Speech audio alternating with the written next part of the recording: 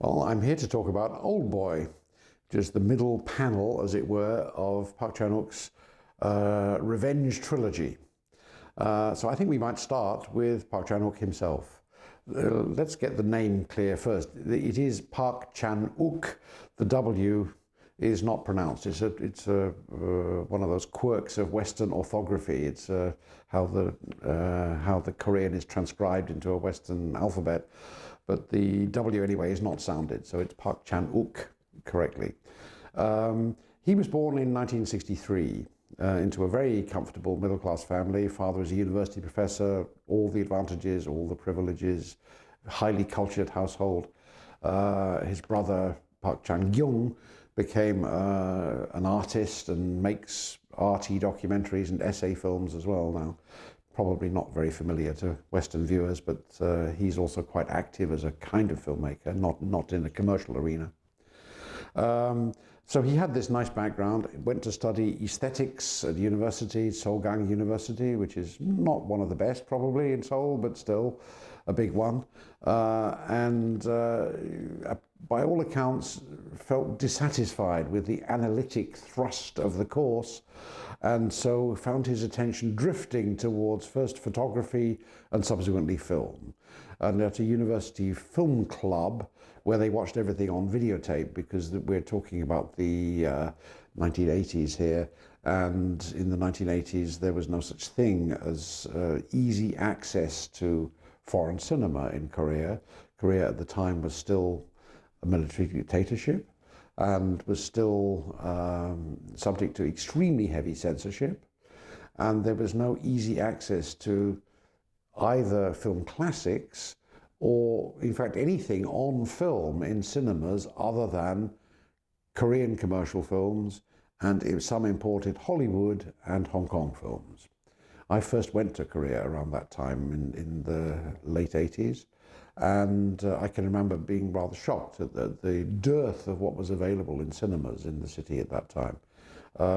There were, I think, some embassy screenings of maybe imported films, but you had to go to the embassy to see them, and they probably weren't going to be translated into Korean. So it was, it assumed that you would speak English if they were non-English language speaking films.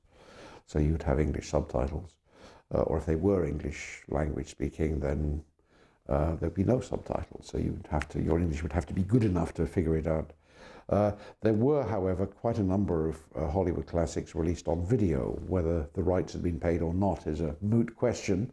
And Park Chan-wook famously became obsessed with cinema after going to films in a videotape festival in his university of Alfred Hitchcock films. And he became particularly obsessed with Vertigo, which he saw repeatedly on this videotape with Korean subtitles, and decided this was the job for him. He wanted to be a filmmaker. He first became a film critic and started publishing in the university magazines and then in some larger magazines, film criticism, initially about the films he loved, which at that point meant Hitchcock primarily. He drifted into a larger appreciation of some art films, or what we would think of as art films, again seen on videotape, but then found in the 90s his attention was shifting to what he called B-movies. It's not what you and I would call B-movies, because they were, what he meant was those Hollywood films by directors like Robert Aldrich or Sam Peckinpah, Sam Fuller, people like this, who made not B-movies in the sense of movies intended for the bottom half of a double bill, but B-movies in the sense that they were somewhat off mainstream in their point of view. They were darker, they were more dirty, they were more provocative, more challenging, more interested in not comfortable ways of life and ways of thinking, ways of behaving, deviant personalities, and so on and so on, all of which had obviously seminal influence on Park Chan-wook himself. He managed to make a film, a first feature, in 1992. This is before the political change in Korea. Democracy comes to South Korea only in 1993, and of the new directors who began before that change, nearly all of them were associated strongly with the protest movement, the military dictatorship movement. So Jang Sun-woo made a couple of films, in fact, before the change. Park Kwang-soo made a couple of films before the change. These were filmmakers who struggled against censorship and tried to put across political messages in their work, not terribly successfully in most cases, because the films were censored, but nonetheless the impulse was what was visible, and if people saw the films, then I think they would have kind of got the stance of the filmmakers. Park Chan-wook didn't do that. In 1992, he made a film called The Moon is the Sun's Dream, which has no political content of any kind at all, so it would be impossible to discern from the film what his own political stance might be. He wrote a script for a film called The Anarchists, which was taken away from him by the company and given to somebody else, so the film was made with his script, or a version of his script, but not directed by him. And he got to make his third feature only in the year 2000. This was a breakthrough for him. It was a film called JSA, or Joint Security Area, it's what it stands for. It's about secret fraternization between North Korean and South Korean border guards in the demilitarized zone on the border between the two halves of Korea. He referred to it himself several times jokingly as a gay film or queer film, because it is very homosocial.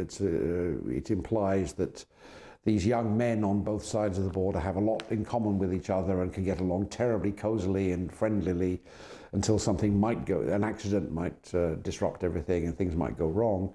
But that is the central premise of the film, and it was an enormous hit. He himself has dismissed it, rather, in retrospect, as being a film that had no particular meaning for him. He made it because he felt the need, after two flop features, to make a hit.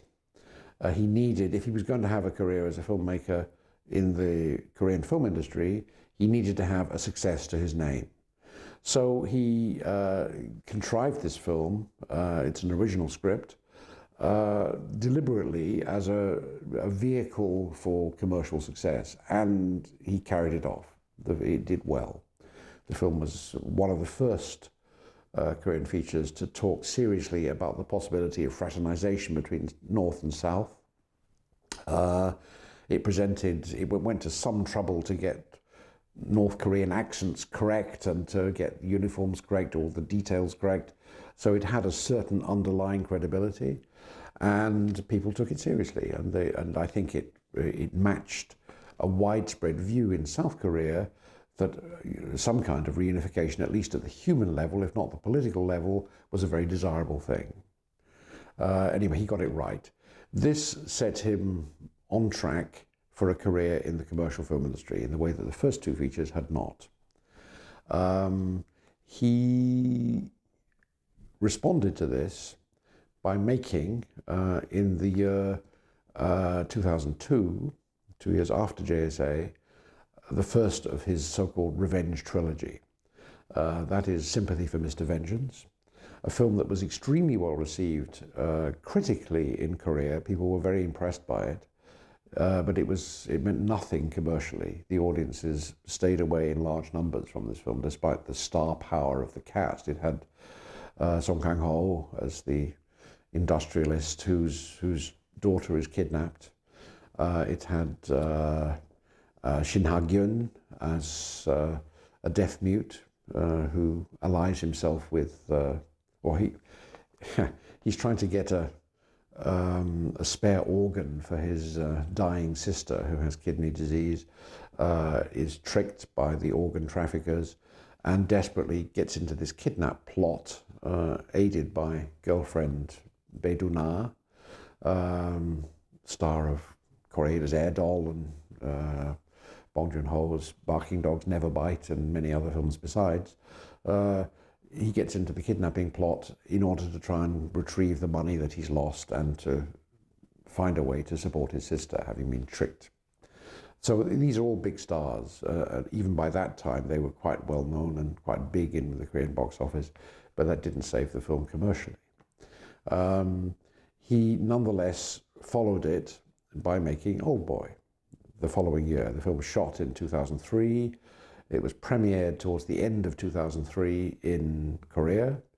It was subsequently invited to. It did quite well. It did better than Sympathy for Mr. Vengeance. It did well critically and commercially. Did okay. It was his first big hit, you can say, since JSA. In the spring of 2004, the film is invited to Cannes. And he's extremely lucky because the jury that year in Cannes is headed by none other than Quentin Tarantino, who makes absolutely sure that the film gets a major prize. He gets the Grand Prix, in fact, which is not the top prize in Cannes, but the second prize. And it's given basically to the best director. And in the wake of that, A, the film is sold widely around the world and becomes a cult success everywhere. B, the film is re-released in Korea with an advertising campaign based on its success in Cannes, and does quite well second time around in Korea as well, having done not badly the first time. So he's set up for commercial success. He becomes a big name. He's one of the major figures in South Korean cinema thanks to this success. He follows it with a third part of this trilogy, this loose trilogy of vengeance films, vengeance stories, revenge stories, which is released in 2005, I think, as Sympathy for Lady Vengeance, subsequently sold around the world as just Lady Vengeance, I think, which is yet another revenge story, but much less successful both in Korea and overseas. People like it less. I think the fact that it has venomous anti-lesbian stereotyping in it definitely didn't help. It has women's prison scenes towards the beginning, which are dominated by its grotesque, massive, fat lesbian who terrorizes all around her. I think it was that he finally apologized for when he made The Handmaiden some years afterwards.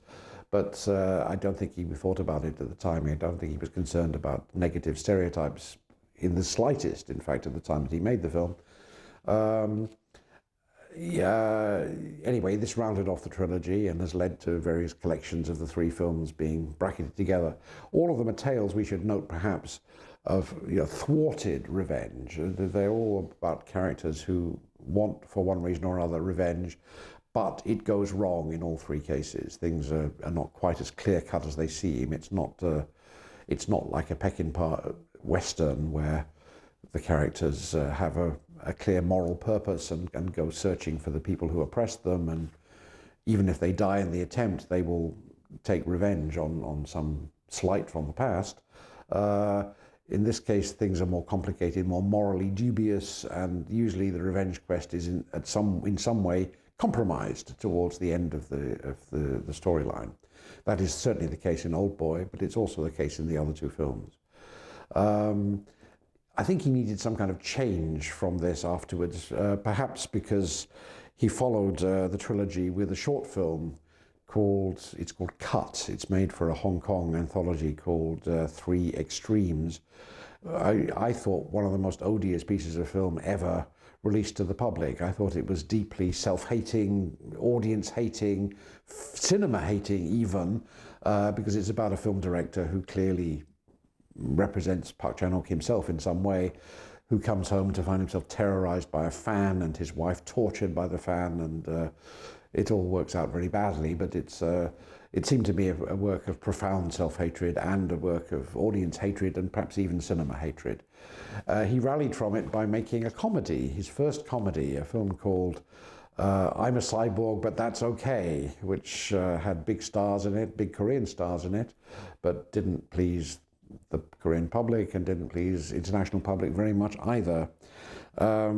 After that, things get a bit more checkered. He made a vampire film called Thirst, which, so-so business.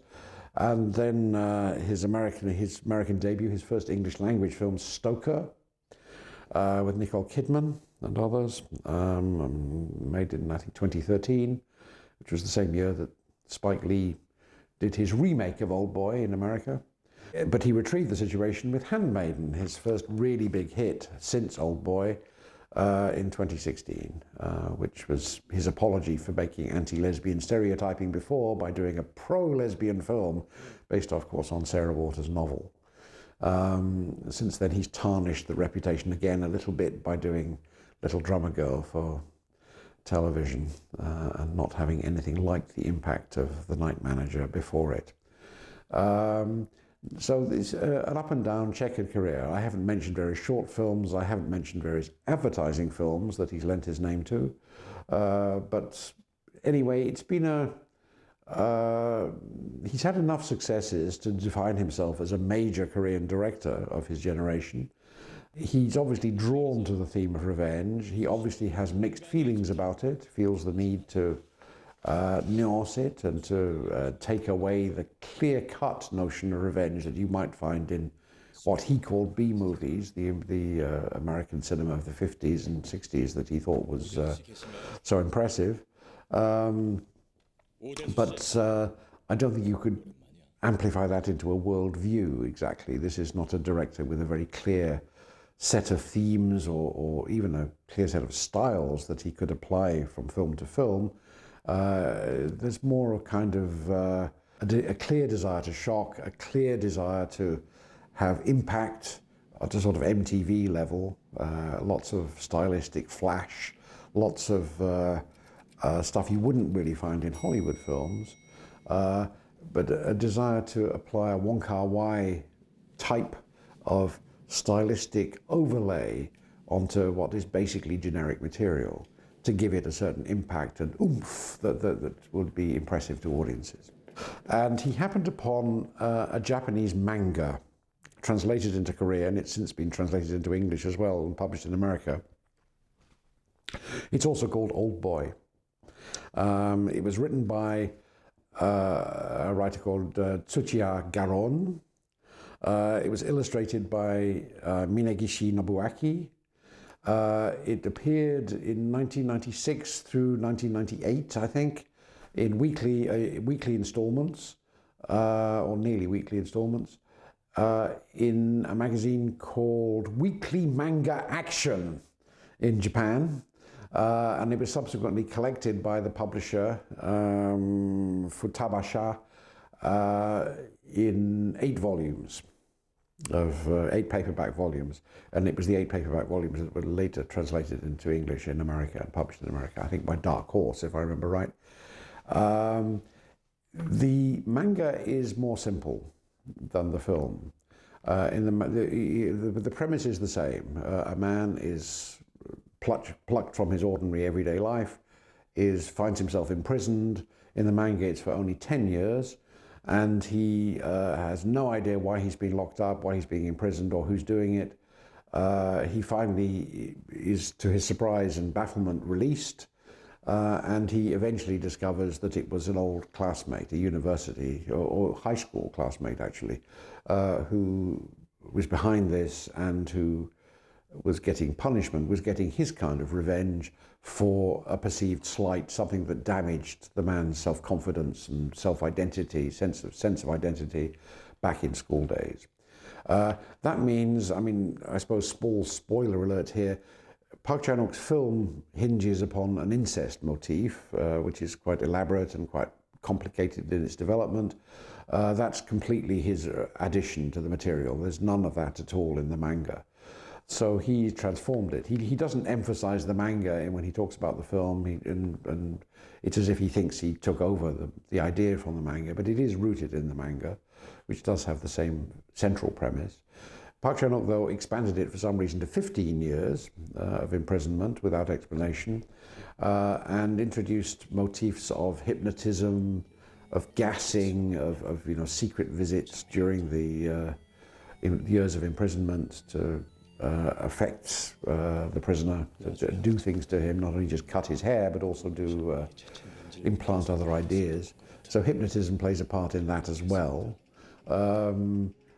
As far as I remember, none of that appears in the manga either. I think this is all Park Chan-wook's additions to the material. So he hits upon 2 prominent actors, both of whom have to undergo extensive training, physical training, before making the film. One is the theatre actor Choi Min, who had recently done a film for Imkwon-taek called Chi Hwa-sun. It's also known as Drunk on Women and Poetry, and had played in Cannes under that title, I think. Choi Min is a very impressive actor, I think. He is a theatre-trained actor and is capable of immersing himself in a role in a very committed way, in the way that we associate with someone like Tom Hardy, I guess, in British cinema, British and American cinema. He's willing to gain weight, lose weight, and so on. And in this film, he does have to both. We see him at the beginning of the film as a chubby drunk in a police station, behaving very badly, with lots of jump cuts through his desire to be uncontrollable by the police who've arrested him for being drunk and disorderly. His friend tries to bail him out, but then suddenly, to his great amazement, he disappears. The friend's great amazement, that is. And he wakes up to find himself in this mysterious prison where he will spend the next 15 years with only a TV set for company and a fake window with a fake view beyond it, so nothing to look at except the TV. Through the TV, he learns after 1 year of imprisonment that his wife has been murdered and that he is the prime suspect. So not only is he locked up, not only has he been deprived of his wife and daughter, but he is wanted for murder. So Choi Min, yes, as we were saying, willing to gain weight, lose weight, immerse himself totally in the needs of the production and the needs of the character. At the beginning of the film, he is a chubby, overweight, he's a travel agent actually, although it's not much emphasized. He works in a travel agency. So it's assumed that he has traveled a bit, is familiar with the notion of long-haul flight, let's say. And he's visibly overweight. In fact, he takes his top off in the police station, so you see him brawling, you see his physique there. When he's locked up, when he's imprisoned, he has nothing to do, of course, all day for 15 years. So he shadow boxes. He starts punching the wall, starts trying to get himself into some kind of physical shape, and dramatically loses weight. This, of course, happened in real life. If you look at the extras on the Korean disc of the film, there is a quite lengthy documentary of Choi Min in boxing gyms, where he did have to learn how to box, because there is a scene early on in his revenge quest when he discovers the location of the prison where he's been locked up for 15 years, and a large group of ominous-looking thugs confront him, and armed with a hammer, he has a go at them all, and in fact wins. Done in one extended take. It's one of the more spectacular visual strategies in the film, and one of the things that made the film famous, in fact, was that very long take of him cutting a swathe through something like 20 bad guys, variously armed, all looking like sin, all of them very macho and heavy.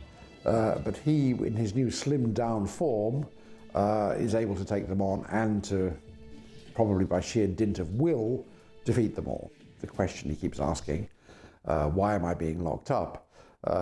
When he finally meets his antagonist, the man who was behind it all, who has this godlike role, playing God with the other characters, he's told that was the wrong question to ask. It's not why was I locked up, why was I released when I was? That's the question to ask. That's the key to understanding what is happening.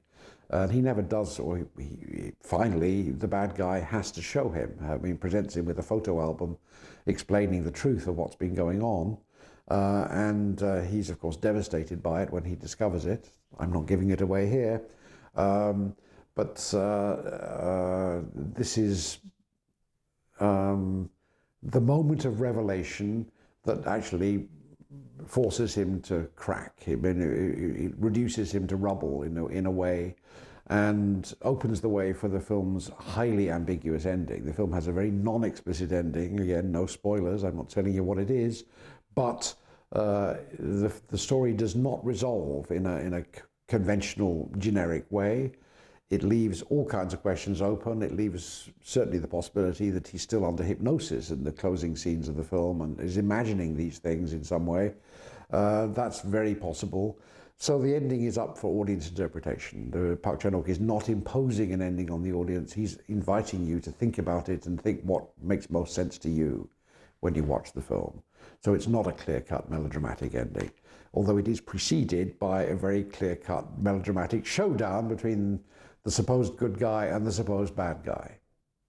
The supposed bad guy is played by an actor called Yoo Ji, who is not, I think, from theatre, but from film. He's also a sometime director. He's made a couple of short films which are quite ambitious and quite interesting. He's a smart guy, I think, very, very intelligent.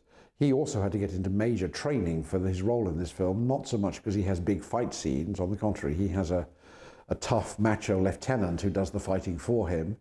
But he does have to appear naked briefly, so he needs to show a presentable figure. And he also has to take phone calls while doing rather elaborate yoga poses and stuff. So I think he does need to be fit for those things. You see him again in there is documentary footage of him training for the role, and mostly it is indeed yoga and gym work to do with sit-ups, press-ups, this kind of thing, under strict personal supervision by a personal trainer. So they all went through some hardships. The girl in the film, who I think is a new talent in the film, also had to undergo training as a sushi chef, because she's first seen working in a Japanese restaurant in the film. That's where she meets Odesu, the man who's been locked up and has just finally been released. And she, in fact, gives him a place to stay. So, and they later become lovers, and she's a major figure in his life, let's say. All of these currents in the film are, I think, well sketched, but not in very traditional generic terms. Now, already we've mentioned the fact that Park Chan-wook's shtick is that he takes basically generic material, albeit usually with a rather dark twist, because that's what he's drawn to. As I said, he likes the Robert Aldrich, Sam Peckinpah kind of angle of approach, and he assumes the worst about people on the whole. But he takes a generic, a more or less generic story, in this case from a manga, a Japanese manga, and he overlays it with a certain kind of modernist style. He will come up with ideas to make a scene visually interesting, like a disguised wipe, or a clock that fills the screen and then wipes away to reveal something else behind it, which don't have any particularly profound meaning, but which are glossy enough and flashy and fresh enough to have some impact, to make you think, wow, this is something, this is something. That coupled with the extremeness of the action, the fact that, when Odesu, played by Choi Min, finally does get out of his prison after 15 years, he stumbles into a Japanese restaurant, orders something. He says he wants something living and is offered a live octopus. There is a live octopus dish in Korean restaurants, or in Korean seafood restaurants. It's called sannakji. I've had it. It consists of the octopus tentacles, which have been cut up into quite small pieces, and put into a bowl, and you pick them up. They are still wriggling because the nerves of an octopus continue living for quite a bit of time after it's been cut up into pieces. And you dip them into hot chili paste and you eat them. And the suckers will still try to cling to the inside of your mouth or your tongue, which gives you a very strange feeling. But you're supposed to chew and eat. I don't recommend this particularly. It's certainly not one of my favorites, but anyway, if you go to Korea, go to a seafood restaurant, you will be treated to this. That's not what happens in the film. When his request for something alive is brought to him, it is an octopus, and he bites into the business end of the octopus when he's clearly still alive.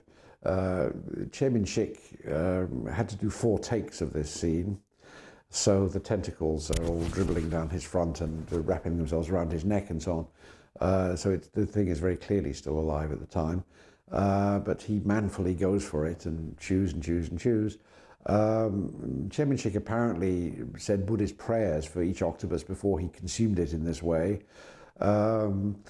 Park Chan-wook rather frivolously said that he cared more about the octopus than he did about the actor having to do this, although he'd written the scene. It is, again, it's one of the scenes that made the film notorious internationally. People had never seen anything quite like this, an obviously real octopus being chewed. bitten into by the actor.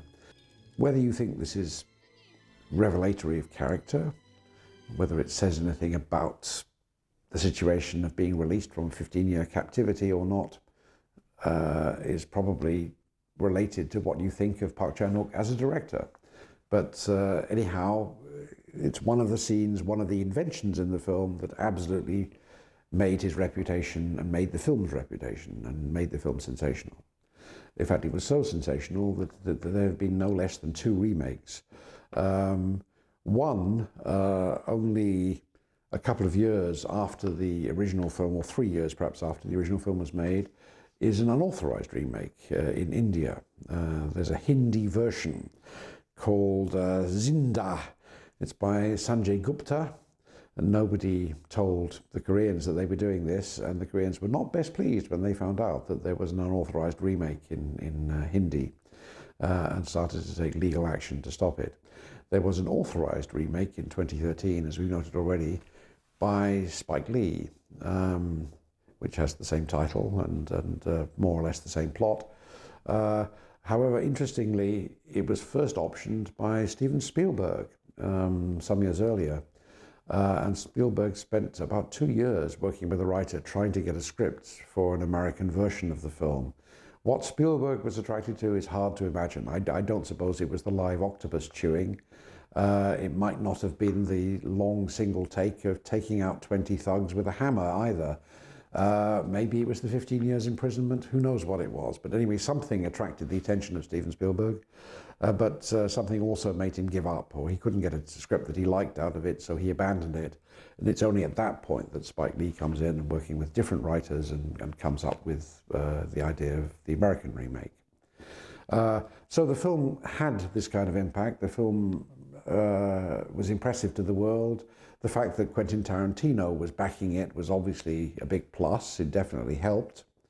And I think it's arguable that had the film not played in Cannes in the spring of 2004, that it would have, I won't say passed unnoticed, but it would have remained a small-scale cult item, I think, available only to connoisseurs of Korean cinema and you know, dark or so-called extreme Asian cinema. I don't know if some people will remember that at that time in Britain there was a label, a DVD, initially a video label, later a DVD label, called Tartan.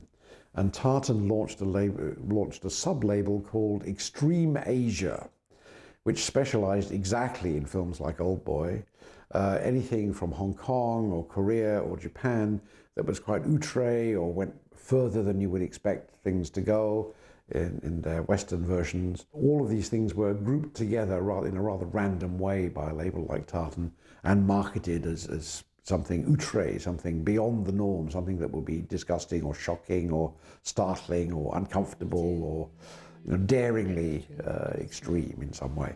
Oldboy fitted that pattern to a T, as in fact does most of Park Chan-wook's work. So you could say that the Asia Extreme label was made for a director like Park Chan-wook. He's been trying to, I think, reinvent himself as something a little bit more refined, a little bit less out there in his recent work, like Handmaiden and, of course, Little Drummer Girl. Remains to be seen how far this takes him. We'll have to, leave the door open on the future of a potentially interesting career. Nonetheless, there's no question that Oldboy played a significant part in the early 2000s in establishing Korean cinema as a major force around the world. And I think it's fair to say, in most respects, Oldboy is not only his most successful international film, at least until Handmaiden came along, but also probably his best.